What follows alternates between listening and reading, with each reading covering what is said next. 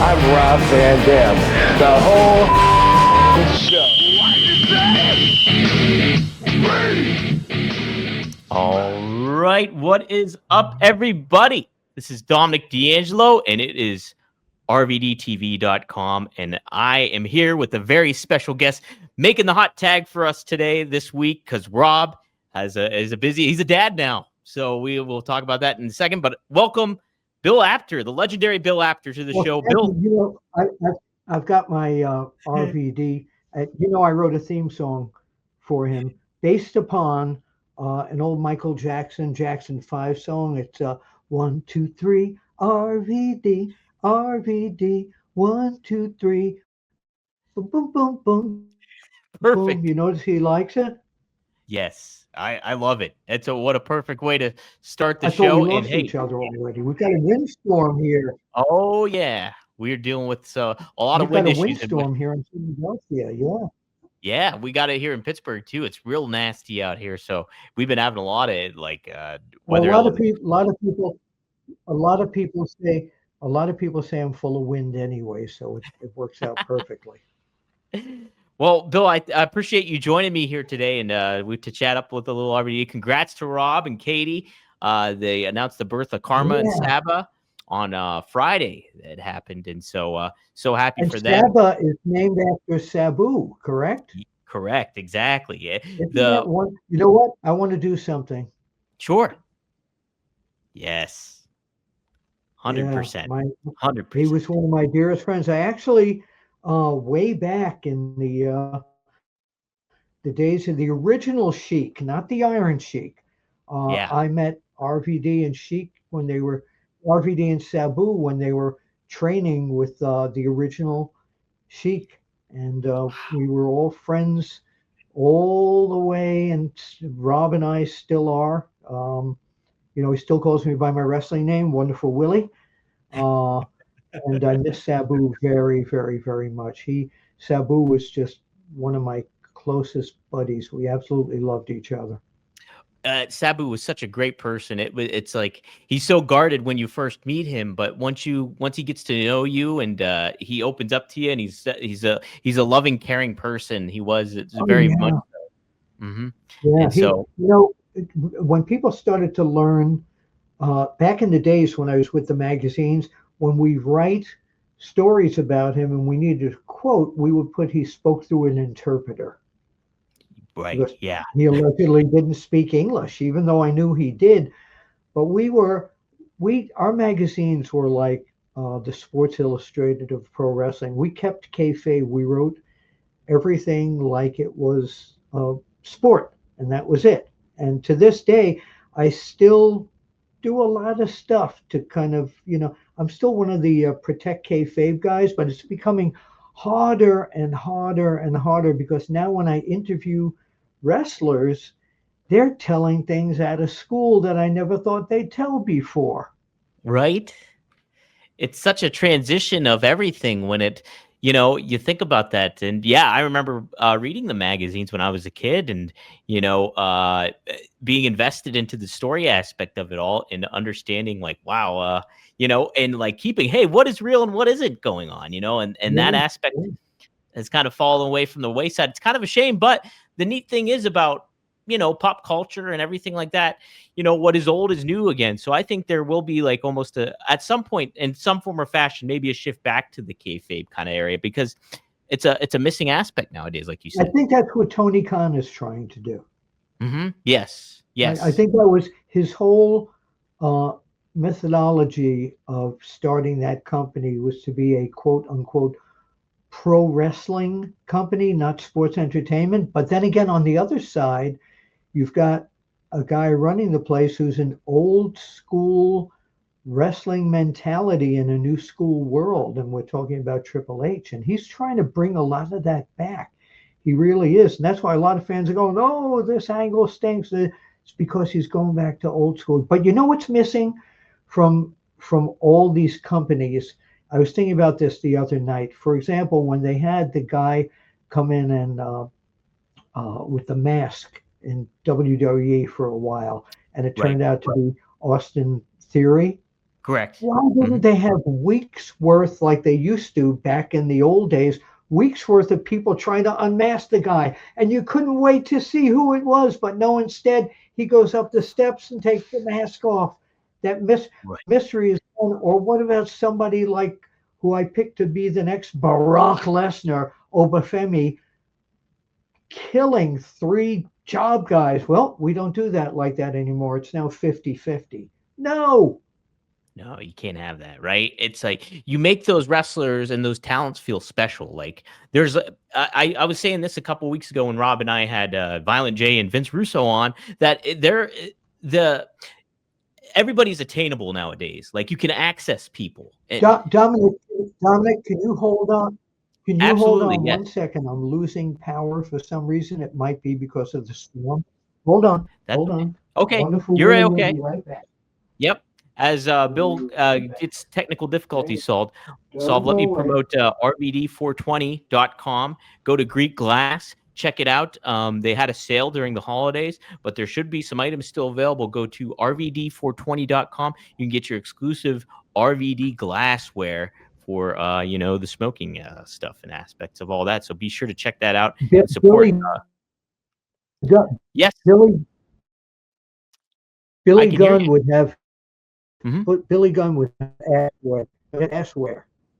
Billy That's Gunn right. would He have would have assware, that. not cuss words. That's right. He would really have that, man. Boy, what a killing it'd make Oh, on that. okay. That's why I said Billy Gunn wouldn't have that. Right. I have something I have to mention if Rob is watching this. Okay. The reason for this shirt, this sweatshirt, you know who this is? Trying You to know who see. that Is is? that Mil Mascaris? Mil It Mascaris? is. It Yeah. is. Real name Mel Moskowitz. No, just kidding. But the reason I'm wearing this, the reason I'm wearing this is RVD. I always told him he's my second favorite wrestler way back in the day. And he'd say, "Why, wonderful Willie?" And I said, "Well, the first guy's Mil Mascaris because he makes it look like a ballet. I love how easily he gets in and out of holds and does the flying maneuvers."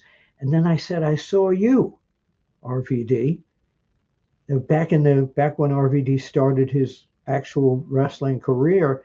And I said, "So you're a close second to me." So he always joked with me about Mil Mascaris being my first and RVD being my second. So I figured I would wear this in honor of him and have this in honor of him.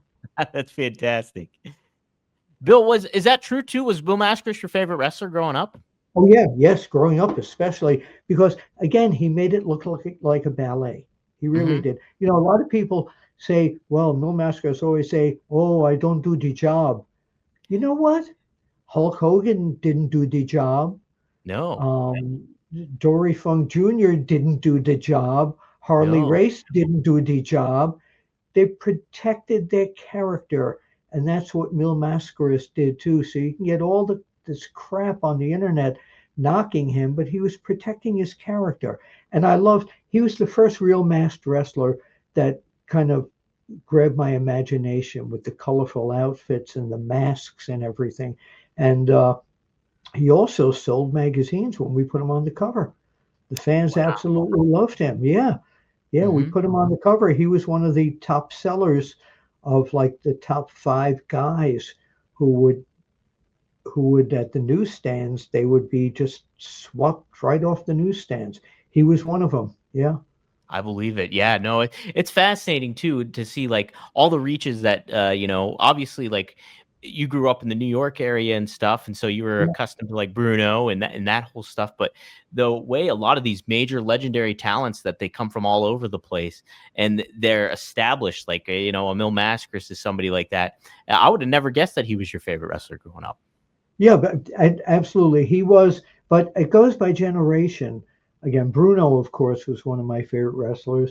Now I'm Hmm. going way back to my teenage days. Antonino Rocca, I wanted to be Yes. him. He had his Hmm. legs insured for like $1 million, and I told my parents that I wanted to have my legs insured for $1 million. No, no, we don't have that kind of money for that. we'll send you to school or something, but not for that. But he was, and then there was Ricky Starr was one of my favorites when I was growing up. Mark Mhm. Lewin and Don Curtis, Fred Bastine. I haven't told anybody this stuff in ages, but Wow. yeah, and there's still a lot of people around from that era, fans that have no place to go to get that stuff. So one day maybe we'll start a podcast. And by the way, who is that behind you on your right shoulder? That picture That's D Martin. I love the rap. on your right. I Oh, love so that's Dean. Dean Martin. Yes, he's That's my one of oh, my all-time so favorite people. well, you know who one of my all-time favorites was, right? Who is this? Dean, can we when you walk through the Jerry. park and you're grabbed in the dark, that's a moron. Oh, you can't beat Martin Wait and a Lewis. second. What a Let me see tandem! if What I a can tag find team my they were. gimmick. Oh, hold on a minute. Hang on, let me see if I get my other gimmick here. All right, that's awesome. I Oh, yes. no, gone. But no, I've been doing, I do hundreds of imitations, and Jerry has always been. Bobby Heenan used to call me Jerry Lewis. Johnny Rods, they all, because he was my Mr. D'Angelim. Did you ever do the Jerry Lewis memory test? No, no. What is Did that? you ever do the? Would you like to try that I would now? love to try it. Yes, Okay, absolutely. there are 10 of these things. Most people only get to 7 and then they give up. Okay. You have to repeat each one of these things right after me. Are Okay. you ready? I am ready. Okay, one hen, One one hen, one hen, two ducks, one hen, two ducks. one hen, two ducks, three squawking geese, One hen, two ducks, three squawking geese. one hen, two ducks, three squawking geese, four limerick oysters. One hen, two ducks, three squawking geese, four limerick oysters.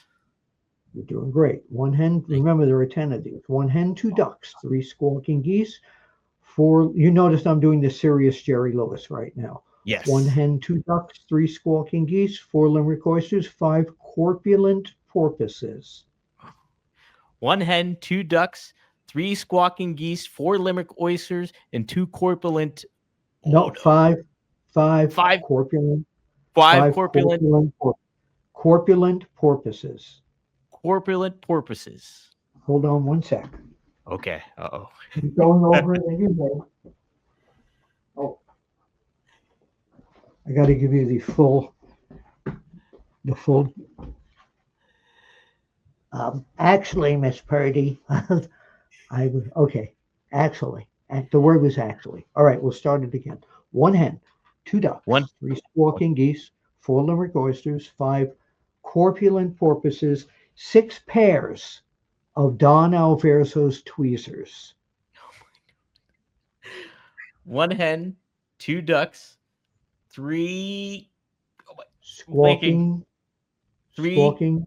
squawking. Oh my gosh, geese, right? Four. Oh my gosh, I'm blanking, Bill. Okay, you want to hear all 10? Let's hear them. Holy smokes, I can't believe it. It's a tough one. Jerry Lewis did this every year on his telethon.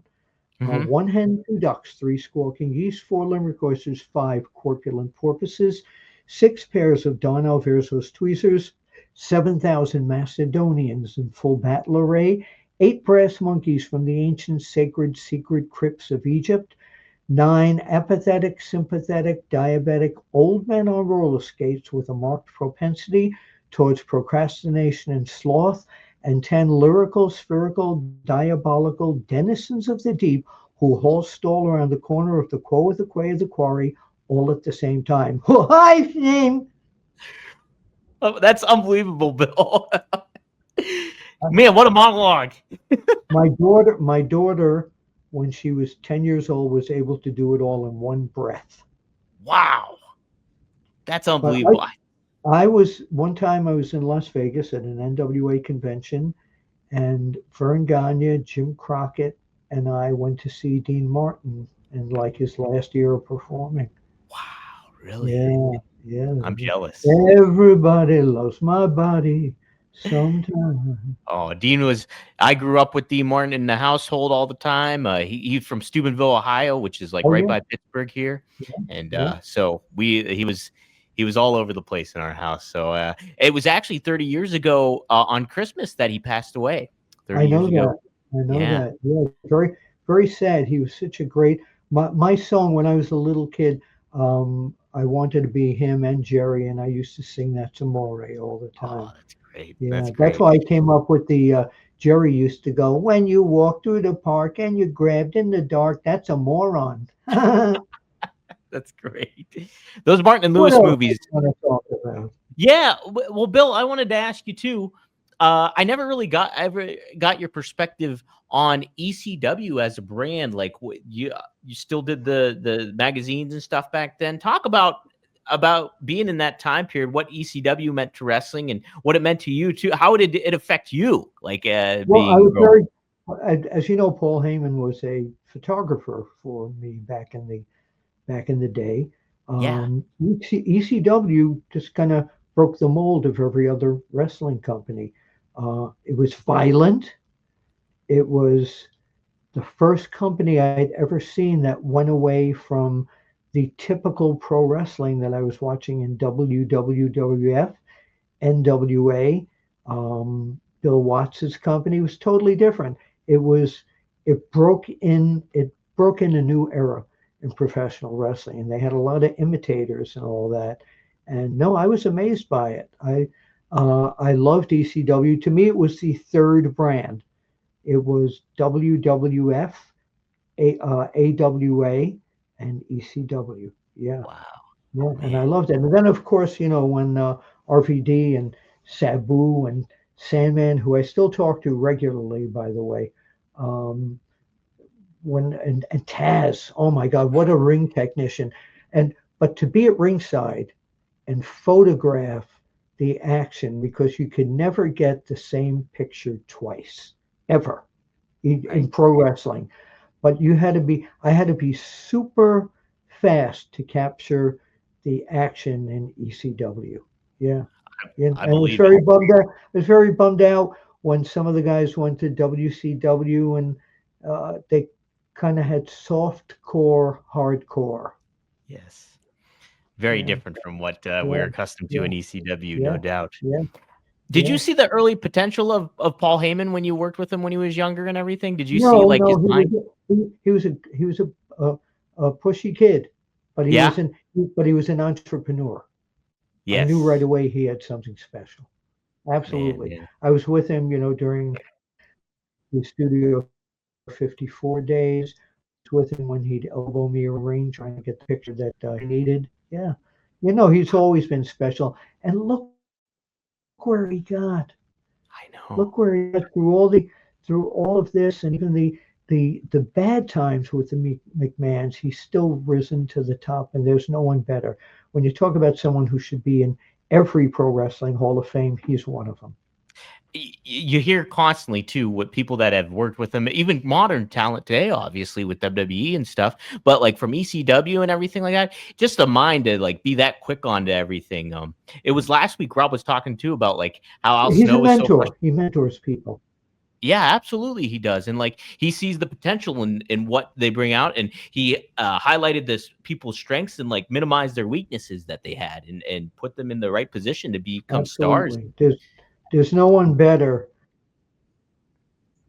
There's no one better because if you really look at it, he came through as Paulie Dangerously through pro wrestling, through ECW hardcore to the WWF to WWE styles. He's been to every iteration of these companies.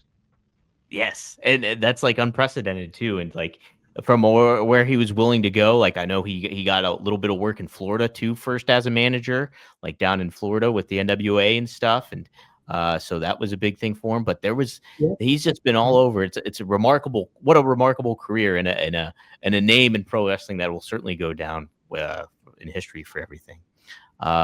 Hey, Bill, we'll close it out with this since I know you got to cover Raw Absolutely. tonight too. Absolutely. Yeah. Absolutely. Definitely. Somebody, one of our users here in I the live lost chat. your audio. Oh, can you hear me all right? Am I back? Can you hear me, Bill? Yes. Yeah. Yep. Okay. Yes. Somebody asked if you have any Sandman stories since you brought up Sandman. Yes, I can hear you fine. Okay, great. Do you have any Sandman stories? Oh, yeah. When I was in England, I was on a tour bus with Mick Foley, Sandman, and about 12 other wrestlers. And Sandman had had a few beers after the show. And Mick was sitting in the front seat of the bus, and Sandman was sitting in the middle of it. And Sandman just started very characteristically using the F bomb on Mick and taking Mick's, you think you're a big effing star. You think, and Mick's just saying, hey, please calm down. We all thought there was going to be a fight on that bus. And finally, Mick said, listen, he doesn't want to feed into this. So Mick left the tour bus and we proceeded on to the hotel. But you could feel the tension there. Scott Norton, who's one of the scariest guys that ever, he was even going like, what the hell are these guys doing? Yeah, it's pretty scary. Wow. How about that, man? Yeah, Sandman's such a character. He is such a one character. of my favorite Sandman story. We both live in Pennsylvania, and I was at a diner one night, and I heard these two older women talking about that a wrestler is moving into their neighborhood, and I couldn't resist. I said, "Oh," I said, I'm in the wrestling business. Who is it? And she says, James Fullington. She said, is he a nice guy? Is he? Oh, yes. He says, oh my God, that poor woman, what she probably had to go through when they moved in. Man, imagine Sandman being your neighbor, picking up the newspaper in the morning. Yeah, but I'm very close with him, and he and I, we see each other at a lot of the conventions. And in February, along with a lot of other people, we're both booked for the Love of Wrestling in Manchester, UK, and we will both be at that convention. And I'm looking forward to seeing. Everybody in the business calls him Hack, and I'm looking forward to seeing him again. I know, yeah. Everybody calls him Hack. That'll be great. Yeah. Are you going to be in Vegas for WrestleMania this year? Do you think? Not sure yet, Dom. I'm booked. I do have a booking that later that week, so I'm not sure if I'm going to make it. If so, I will see him there. As you know, Sportskeeda is no longer my home at this point. So if another outlet wants to hire me to cover that for them, I will gladly be out there. I will be in Pittsburgh on the week after that for the yearly Bruno Sammartino tribute. Yes. Yeah, I will be there. I'm booked for there, and also T-Mart Promotions has me booked for their yearly wrestling convention in Charlotte, North Carolina. So a lot of good stuff going on. Yeah. Absolutely. And what a fantastic show that Bruno Memorial is. That's put on by Sam Adonis and that's where I saw you last year. That's exactly it. Yes. Yeah, so hopefully I'll see you there this year too. Absolutely. It's such a fun event, and I'm glad it's going to become an annual thing because Bruno deserves it like that in this Pittsburgh area. What? I do a great. I do a great Bruno. You do. You do gotta, it. You got to ask me, Bruno, why do you hate so and so? Okay, Bruno, why do you hate Ivan Koloff? Hate is a very strong word. I don't hate this Ivan Koloff guy, but I hold a lot of animosity toward him. I used to he'd always say that. He was one of my closest friends in the whole world. Bruno was the best. I got to meet him only once, but it was oh man, he was. He used to, when he broadcast with McMahon, he'd always go, "Well, doggone you, Vince." So I always said, "You know where Bruno went to university? Where? I went to doggone you." Doggone you. Doggone you. Doggone you. I've got to run. I've got to run. Yes.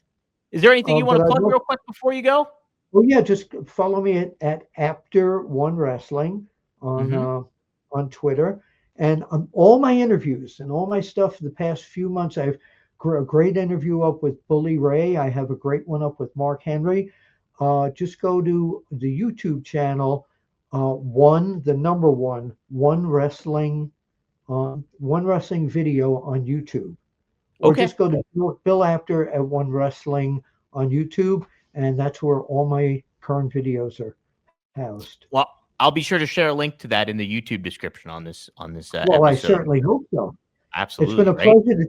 pleasure to do this with you, and if you need me to jump in again, this is co-hosting. This is like Jerry Lewis used to take over for Johnny Carson. You're Right? Ed Yeah. McMahon, right?